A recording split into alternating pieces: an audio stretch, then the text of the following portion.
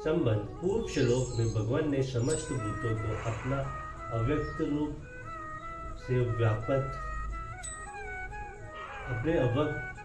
अव्यक्त रूप से व्यापक और उसी में स्थित बतलाया। इस विषय को स्पष्ट जानने की इच्छा होने पर इष्टांत द्वारा भगवान उसका स्पष्टीकरण करते हैं। यथाकाशसि ततो नित्य वायु स्वर त्रगो महान तथा स्वर्णी भूतानि मत्स्थानि तयुपदार्य। जैसे आकाश से उत्पन्न स्वर्थ विचरने वाला महान वायु सदा आकाश में ही स्थित है, वैसे ही मेरे संकल्प द्वारा उत्पन्न होने से संपूर्ण भूत मुझ में ही स्थित है, ऐसा जान। प्रश्न। यह वायु का स्वर्त्रक और महान कहने का क्या अभिप्राय है? भूत प्राणियों के साथ वायु का सदेश दिखलाने के लिए उसे स्वर्त्रक और महान कहा गया है।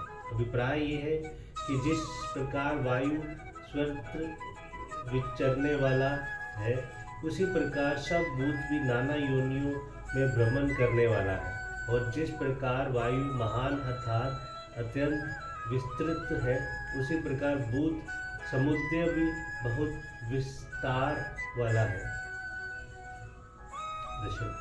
यहाँ नित्यम पद का प्रयोग करके वायु के सदा आकाश में स्थित बतलाने का क्या अभिप्राय है?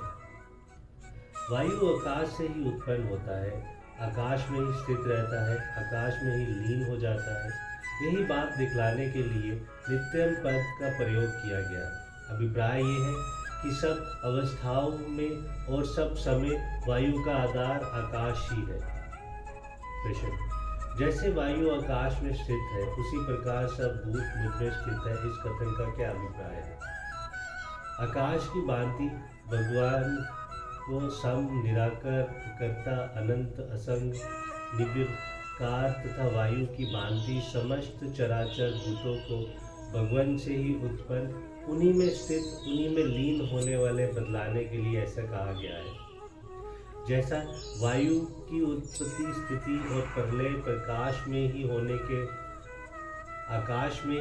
के कारण वह कभी किसी भी अवस्था में आकाश से अलग नहीं रह सकता, सदा ही आकाश में स्थित रहता है। एवं ऐसा होने पर भी आकाश का वायु से और उसके गम नदी विकारों से कुछ भी संबंध नहीं है, वह सदा ही उससे अतीत है।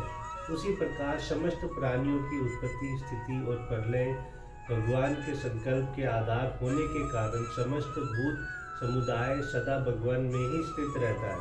तथापि भगवान उन भूतों से सर्वथा अतीत है और भगवान में सदा ही सब प्रकार के विकारों का सर्वथा अभाव है। जय श्री कृष्ण।